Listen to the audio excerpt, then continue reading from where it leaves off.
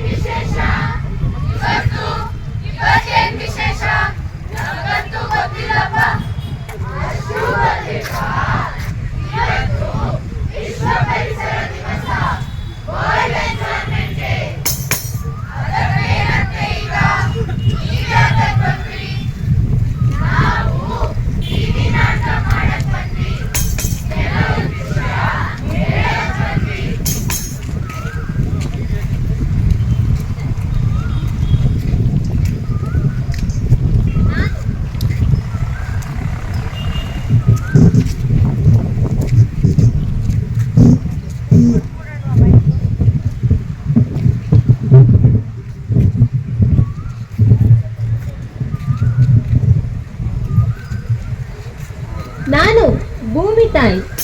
Plastic plastic plastic, ಎಲ್ಲಿ ನೋಡಿದ್ರು plastic.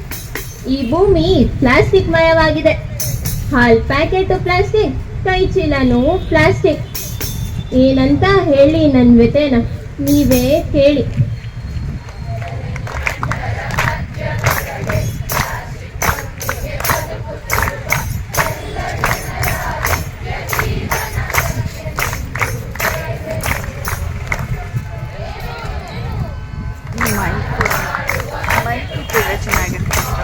Mic ಇಟ್ಟಿದ್ರೆ ಚೆನ್ನಾಗಿರುತ್ತೆ.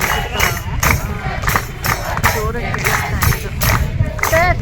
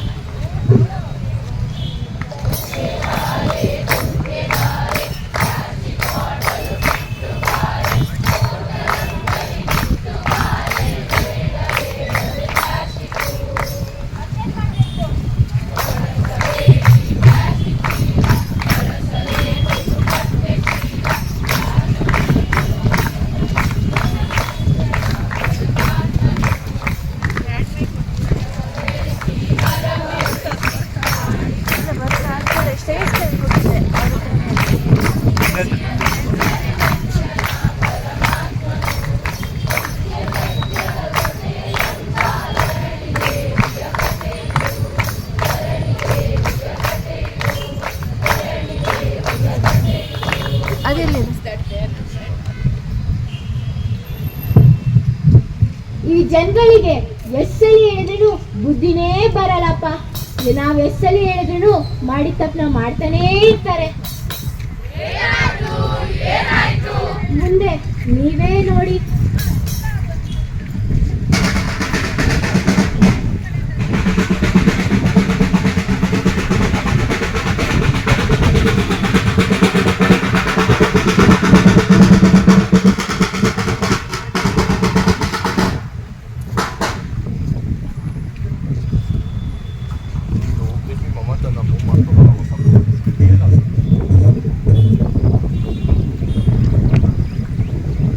ಅಯ್ಯಯ್ಯಪ್ಪ ನಾಥ ಗಬ್ನಾಥ.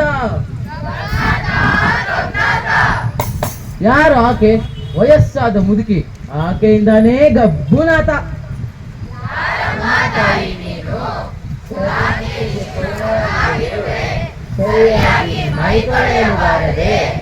ನಾನಪ್ಪ ನದಿ ದೇವತೆ, ನಾನೇ ನಿಮ್ಮೆಲ್ಲರ ಕೊಳಕನ್ನು ತೊಳೆಯೋಳು. ಏನು? ನೀನು ನದಿ ದೇವತೆ? ನಿನ್ನ ಗತಿ ಹೀಗೇಗಾಯಿತು ತಾಯಿ? ಅಯ್ಯೋ, ಎಲ್ಲಿಂದ ಹೇಳಲಿ ನನ್ನ ಕತೆ? ಅಲ್ಲಿಂದಾನೇ ಸ್ಟಾರ್ಟ್ ಮಾಡು ತಾಯಿ. ಸ್ವಚ್ಛ ಶುಭ್ರ ಪರ್ವತಗಳಿಂದ ನಾನೊಂದು ಜರಿಯಾಗಿ ಹರಿದಿದ್ದೆ. ಸುಂದರ ವನ ಬನಗಳನ್ನು ನಾನು ಸುತ್ತಿ ಸುಳಿದು ಬರುತ್ತಿದ್ದೆ. ನೀರ್ಗಲ್ಲ ಮೇಲಿಂದ ನೊರೆಯಾಗಿ ಧುಮುಕಿ ಬರುತ್ತಿದ್ದೆ. ಸ್ವಚ್ಛ ಶುಭ್ರ ನದಿಯಾಗಿ ನಿಮ್ಮೆಲ್ಲರ ಜೀವನಾಡಿಯಾಗಿದ್ದೆ. ಸ್ವಚ್ಛ ಶುಭ್ರ ನದಿಯಾಗಿ ನಮ್ಮ ಜೀವನಾಡಿಯಾಗಿದ್ದೆ. ಈಗ ನಿನಗೆ ಈಗ ತಾಯಿ. ನನ್ನ ದಡದಲ್ಲಿ ಜನ ದನ ಎಲ್ಲರೂ ಮಿಂದರು. ತಮ್ಮ ಕೊಳಕಾದ ಬಟ್ಟೆಗಳನ್ನು ನನ್ನಲ್ಲಿಯೇ ಒಗೆದರು. ತಮ್ಮ ಕೊಳಕನ್ನು ನನ್ನಲ್ಲಿಯೇ ತೊಳೆದು ನನಗೆ ಈ ಗತಿ ತಂದರು. ನಿಮ್ಮ ಕೊಳಕು ನಿನ್ನಲ್ಲಿಯೇ ತೊಳೆದು ನಿನಗೆ ಈ ಗತಿ ತಂದರೆ ಯಾಕೆ ನಿನಗೆ ಈ ಗತಿ ಬಂತೆ? ಜನ ಬರೀ ನನ್ನಲ್ಲಿ ಮಿಂದು ಹೋಗಲಿಲ್ಲ, ತಮ್ಮ ಬಟ್ಟೆಗಳನ್ನು ಒಗೆಯಲಿಲ್ಲ. ಅದರ ಬದಲಾಗಿ ತನ್ನ ಬಟ್ಟೆಗಳನ್ನು ನನ್ನ ದಡದಲ್ಲೇ ಎಸೆದು ಹೋದರು. ನಾನೇನೋ ಸ್ವಚ್ಛ ಶುಭ್ರ ಪರ್ವತಗಳಿಂದ ಗಿಡಮೂಲಿಕೆಗಳ ಸುವಾಸನೆಯನ್ನು ಹೊತ್ತು ತಂದಿದ್ದೆ. ಆದರೆ ನೀವು ಮನುಷ್ಯರು ನನ್ನ ದಡದಲ್ಲಿ ಕೊಳೆತ ಬಟ್ಟೆಯ ವಾಸನೆ ಬರುವಂತೆ ಮಾಡಿದ್ದೀರಿ. ಅಯ್ಯೋ, ಎಂತ ಘೋರ, ಎಂತ ಘೋರ. ಬಿಟ್ಟರೆ ಈ ಘೋರ ಇಲ್ಲೇ ನಿಂತಿತೆ. ನೀವು ಮನುಷ್ಯರು ನಿಮ್ಮ ತಪ್ಪನ್ನೆಲ್ಲಿ ತಿಳಿಯುತ್ತೀರಿ? ಅಪರಾಧ ಮಾಡಿದೆವು ತಾಯಿ. ಏನು ಅಪರಾಧವೇ? ಆಗಿದ್ದೆಲ್ಲ ಮಹಾ ಪಾಪಗಳೇ. ನನ್ನ ದಡದಲ್ಲಿ ಅರವಿಂದ ಶವಗಳನ್ನು ಎಸೆದಿರಿ. ಹೌದು ಹೌದು, ನೀವು ಮನುಷ್ಯರು ನದಿಗಳಲ್ಲಿ ಕೆರೆಗಳಲ್ಲಿ ಅರಬೆಂದ ಶವಗಳನ್ನು ಎಸೆದಿರಿ. ಅರಬೆಂದ ಶವಗಳನ್ನು ಎಸೆದರೆ ನೀನಾರು ತಾಯಿ, ನೀನಾರು? ನಾನಪ್ಪ ಕೆರೆ ದೇವತೆ. ನೀವು ಮನುಷ್ಯರು ನದಿಯ ಜೊತೆಗೆ ನನ್ನನ್ನು ಬಿಡಲಿಲ್ಲ. ನೀವು ಕೆರೆ ದೇವತೆ? ಹೌದು ಹೌದು, ನಾನು ಕೆರೆ ದೇವತೆ. ಹಿಂದೆ ಊರೂರಿಗೂ ಒಂದು ಕೆರೆ ಇತ್ತು. ಆ ಕೆರೆಯು ತುಂಬಿ ತುಳುಕುತ್ತಿತ್ತು. ಹಕ್ಕಿ ಪಕ್ಷಿಗಳ ಕಲರವ, ಕ್ರಿಮಿ ಕೀಟಗಳ ವಾಸ ಮತ್ತು ಹಚ್ಚ ಹಸಿರಿನಿಂದ ಕೂಡಿರುವ ಪರಿಸರವಿತ್ತು. ಬಾವಿ ನನ್ನ ನೀರಿನಿಂದಲೇ ತುಂಬು ತುಳುಕುತ್ತಿತ್ತು. ನಾನು ಲಕ್ಷಾಂತರ ಜನರಿಗೆ ನೀರನ್ನು ನೀಡಿ ಎಲ್ಲರ ಜೀವನಾಡಿಯಾಗಿದ್ದೆ. ಆದರೆ ನೀವು ಮನುಷ್ಯರು ನಿಮ್ಮ ಸ್ವಾರ್ಥಕ್ಕಾಗಿ, ಅಭಿವೃದ್ಧಿಯ ಹೆಸರಿಗಾಗಿ ಸಾವಿರಾರು ಕೆರೆಗಳನ್ನು ಮುಚ್ಚಾಕ್ಬಿಟ್ರಿ. ಬೆಂಗಳೂರಿನ ನಗರದಲ್ಲಿ ಜೀವವಾಗಿದ್ದ ಧರ್ವಾಂಬುದಿ ಕೆರೆಯನ್ನು ಮೆಜೆಸ್ಟಿಕ್ ನಿಲ್ದಾಣವನ್ನಾಗಿ ಮಾಡ್ಬಿಟ್ರಿ. ಸಂಪಂಗಿ ಕೆರೆಯನ್ನು ಕಂಠೀರವ ಸ್ಟೇಡಿಯಂ ಅನ್ನಾಗಿ ಮಾಡ್ಬಿಟ್ರಿ. ಹೀಗೆ ಲಿಸ್ಟ್ ಮಾಡ್ತಾ ಹೋದ್ರೆ ಸಾವಿರಾರು ಕೆರೆಗಳನ್ನ ಮುಚ್ಚಾಕ್ಬಿಟ್ರಿ. ಈಗ ಬೆರಳಂಕೆಯಷ್ಟೇ ಕೆರೆಗಳು ಉಳಿದಿವೆ. ಅದಾದರೂ ಇದೇ ಅಲ್ಲ ತಾಯಿ. ಛೇ, ನೀವು ಮನುಷ್ಯರು ಅದನ್ನಾದರೂ ಉಳಿಯಲು ಬಿಡುತ್ತೀರೇ? ಫ್ಯಾಕ್ಟರಿಗಳಿಂದ ಬರುವ ಕೆಮಿಕಲ್ ವೇಸ್ಟ್ಗಳನ್ನು ನಮ್ಮಲ್ಲಿಯೇ ಬಿಟ್ಟಿರಿ. ತಮ್ಮ ಬಾತ್ರೂಮಿನ ಟಾಯ್ಲೆಟ್ ಕೊಳಚೆ ನೀರನ್ನು ನಮ್ಮಲ್ಲಿ ಬಿಟ್ಟಿರಿ. ಪ್ಲಾಸ್ಟಿಕ್ ಬ್ಯಾಗ್ ಕವರ್ಗಳನ್ನು ನಮ್ಮ ದಡದಲ್ಲಿಯೇ ಎಸೆದಿರಿ. ಲಿಸ್ಟ್ ಮಾಡ್ತಾ ಹೋದ್ರೆ ಒಂದ ಎರಡ. ಆಯ್ತು ತಾಯಿ, ತಪ್ಪಾಯಿತು. ಇಲ್ಲಿ ಕೇಳಿರಿ ಎಲ್ಲರೂ, ನಮ್ಮ ನದಿಗಳು ಮತ್ತು ಕೆರೆಗಳ ಸ್ವಚ್ಛತೆಯನ್ನು ಕಾಪಾಡಲೇಬೇಕು. ಯಾಕಂದ್ರೆ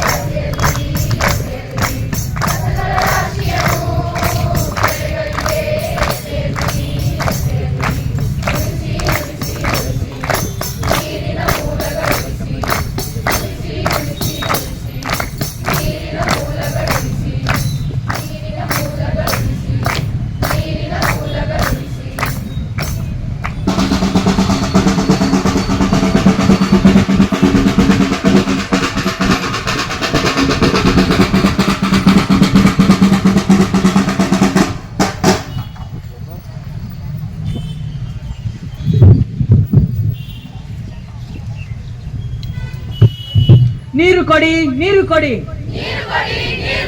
ಕೈ ತೊಳೆಯಲು ನೀರಿಲ್ಲ, ನೀರು ಕುಡಿಯಲು ನೀರಿಲ್ಲ, ಮೈ ತೊಳೆಯಲು ಕೂಡ ನೀರಿಲ್ಲ.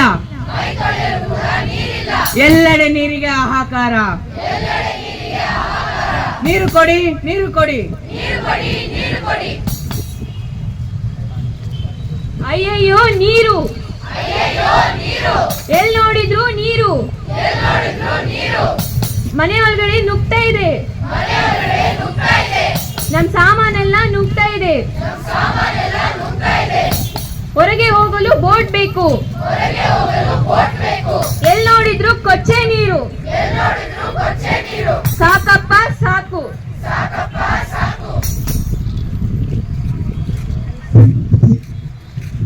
ಲೇಡೀಸ್ ಅಂಡ್ ಜೆಂಟಲ್ಮನ್, ಒಂದೇ ಊರಿನಲ್ಲಿ ಎರಡೆರಡು ತರಹದ ದೂರು.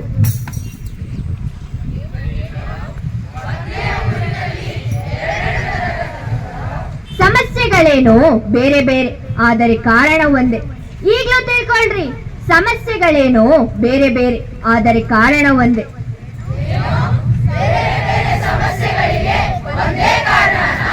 ಹೌದು, ಎಲ್ರ ಮನೆ ಮುಂದೆನೂ ಟೈಲ್ಸ್ ಹಾಕ್ಬಿಟ್ರಿ. ಕಾಂಪೌಂಡ್ ಗುಡ್ಸಕ್ ಈಸಿ ಅಂತ ಕಾಂಕ್ರೀಟ್ ಬೆಡ್ ಹಾಕ್ಸ್ಬಿಟ್ರಿ. ತಮ್ಮ ಮನೆ ಮುಂದಿರೋ ಅಕ್ಕ ಪಕ್ಕ ಗಿಡ ಹುಲ್ಲು ಎಲ್ಲ ಕಿತ್ತಾಕ್ಬಿಟ್ರಿ. ತಮ್ಮ ಮನೆ ಮುಂದಿನ ಮೋರಿಲೆಲ್ಲ ಪ್ಲಾಸ್ಟಿಕ್ ಕಸಾನ ತುಂಬಿಬಿಟ್ರಿ.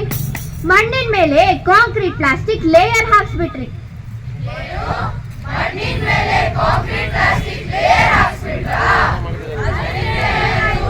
ಭೂಮಿ ಮೇಲೆ ಸುರಿದ ಮಳೆ ಇಳೆಯೊಳಗೆ ಇಳಿಯಲೇ ಇಲ್ಲ.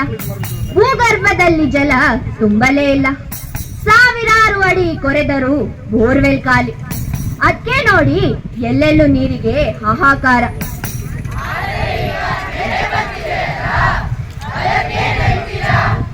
ಇದಕ್ಕೂ ಅದೇ ಕಾರಣ ಸ್ವಾಮಿ. ಸುರಿದ ನೀರು ಧರೆಯೊಳಗೆ ಇಳಿಯಲೇ ಇಲ್ಲ. ಮುಚ್ಚಿ ಹೋದ ಮೋರಿಯಲ್ಲಿ ನೀರು ಹರಿದು ಹೋಗಲೇ ಇಲ್ಲ. ಕೆರೆ ಮುಚ್ಚಿ ಮಾಡಿಸಿದ ಸೈಟ್ನಲ್ಲಿ ಮನೆ ಕಟ್ಸಿದ್ರಲ್ಲ, ನೀರು ಹೋಗಲು ದಾರಿ ಮಾಡೋದು ಮರ್ತೇ ಬಿಟ್ರಲ್ಲ. ಎಲ್ರೂ ನಿಮ್ ಮನೇಲಿ ಮಳೆ ಕೊಯ್ಲು ಮಾಡಿಸಿ, ರೈನ್ ವಾಟರ್ ಹಾರ್ವೆಸ್ಟಿಂಗ್ ಮಾಡಿಸಿ. ಆದಷ್ಟು ನಿಮ್ ಮನೆ ಮುಂದಿನ ಮೋರಿನೆಲ್ಲ ಕ್ಲೀನ್ ಮಾಡಿಸಿ. ನೀರನ್ನು ಉಳಿಸಿ, ಭೂಮಿಯೊಳಗೆ ನೀರನ್ನು ಇಳಿಸಿ. ಅದಕ್ಕೆ ನಾವ್ ಯಾವಾಗ್ಲೂ ಹಾಡೋದು, ಕೊಚ್ಚುವ ನೀರನ್ನು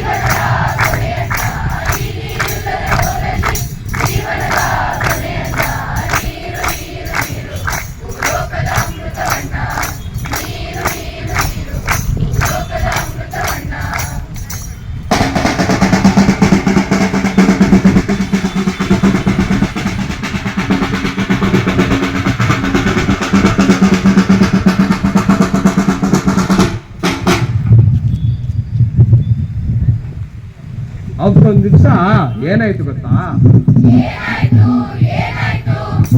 ಅವತ್ತೊಂದ್ ದಿವ್ಸ ಮಲ್ಕೊಂಡಿದ್ದಾಗ ಮಳೆ ಬಂದಾಗ ಅನ್ಸ್ತಿತ್ತು. ಎದ್ದು ಫಾಸ್ಟ್ ಹೊರಗೋದೆ. ಒಣಗ್ತಾ ಇರುವ ಬಟ್ಟೆ ಒಳಗ್ ಸೇರ್ಲಿಕ್ಕೆ. ಅವಾಗ ನಾನೇನ್ ನೋಡ್ದೆ ಗೊತ್ತಾ? ದಬ ದಬ ಅಂತ ನೀರ್ ಸುರಿತಾ ಇತ್ತು.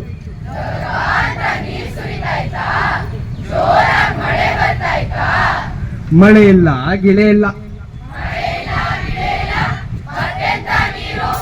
ಪಕ್ಕದ ಮನೆ ಓವರ್ಹೆಡ್ ಟ್ಯಾಂಕ್ ತುಂಬಿ ನೀರ್ ಸುರಿತಾ ಇತ್ತು.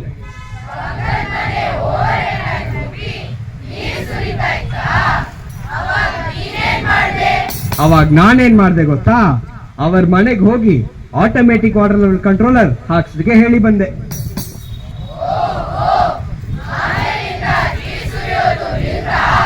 ಅಯ್ಯೋ, ಹಾಗಾಗ್ಲೇ ಇಲ್ಲ. ಅವರು ಆಟೋಮೆಟಿಕ್ ವಾಟರ್ ಲೆವೆಲ್ ಕಂಟ್ರೋಲರ್ ಹಾಕ್ಸ್ಲೇ ಇಲ್ಲ. ನೀರು ದಬದಬ ಅಂತ ಸುರಿಯೋದು ನಿಲ್ಲಲೇ ಇಲ್ಲ. ಅವರು ಕಾಸ್ ನೀನ್ ಕೊಡ್ತೀಯ ಅಂತ ಕೇಳಿ ವಾಪಸ್ ಕಳ್ಸಿದ್ರು.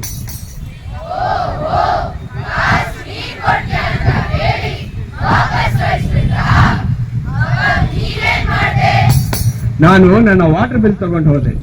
ಆಟೋಮೆಟಿಕ್ ವಾಟರ್ ಲೆವೆಲ್ ಕಂಟ್ರೋಲರ್ ಹಾಕೋಕ್ಕಿಂತ ಮುಂಚಿಂದು ಆದ್ಮೇಲಿಂದು 500 ರೂಪಾಯಿ ಡಿಫರೆನ್ಸ್ ಹೇಳಿದೆ. 6 ತಿಂಗಳಲ್ಲಿ ನಿಮ್ಮ ಕಾಸ್ ವಾಪಸ್, ಆಮೇಲಿಂದ ಉಳಿಯೋದು ಎಲ್ಲ ಬೋನಸ್.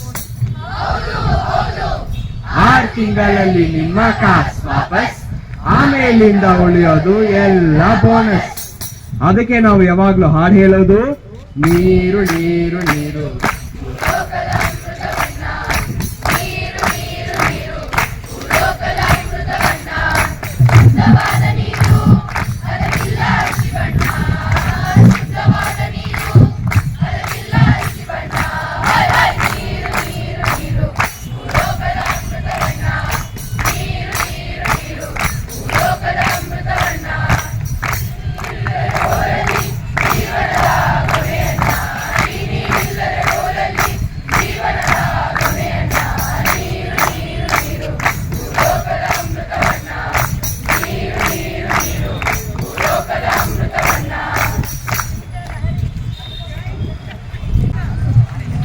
ಹಸಿರಾಗಲಿ ಜಲಗಿಳಿಯಾಗಲಿ ಗಾಳಿ ಸುಗಂಧವ ಪಸರಿಸಲಿ. ನೆಲ ಹಸಿರಾಗಲಿ ಜಲಗಿಳಿಯಾಗಲಿ ಗಾಳಿ ಸುಗಂಧವ ಪಸರಿಸಲಿ. ಮರ ಚಿಗುರಾಗಲಿ ಹಕ್ಕಿಗಳುಳಿಯಲಿ, ಮರ ಚಿಗುರಾಗಲಿ ಹಕ್ಕಿಗಳುಳಿಯಲಿ. ಮಣ್ಣಿನ ಬೆಳೆ ಸವಿರಲಿ, ಮಣ್ಣಿನ ಬೆಳೆ ಸವಿರಲಿ. ತಿಳಿಯಾಗಸದಲ್ಲಿ ಬಿಳಿ ತಿಳಿ ಮೋಡದಿ ಬಿಸಿ ಬಿಸಿ ಭಾವಗಳು ದಹಿಸಲಿ. ಲಲ ಲಲ ಲಾಲ ಲಲ ಲಲ ಲಲ. ತಿಳಿಯಾಗಸದಲ್ಲಿ ಬಿಳಿ ತಿಳಿ ಮೋಡದಿ ಬಿಸಿ ಬಿಸಿ ಭಾವಗಳು ದಹಿಸಲಿ. ನವ ಭಾವಕ್ಕೆ ನವ ಜೀವನ ದೊರೆತಿದೆ, ನವ ಭಾವಕ್ಕೆ ನವ ಜೀವನ ದೊರೆತಿದೆ. ತೆಳ್ಳಕ್ಕೆ ಹೊಸತನ ಬರಲಿ, ತೆಳ್ಳಕ್ಕೆ ಹೊಸತನ ಬರಲಿ, ತೆಳ್ಳಕ್ಕೆ ಹೊಸತನ ಬರಲಿ.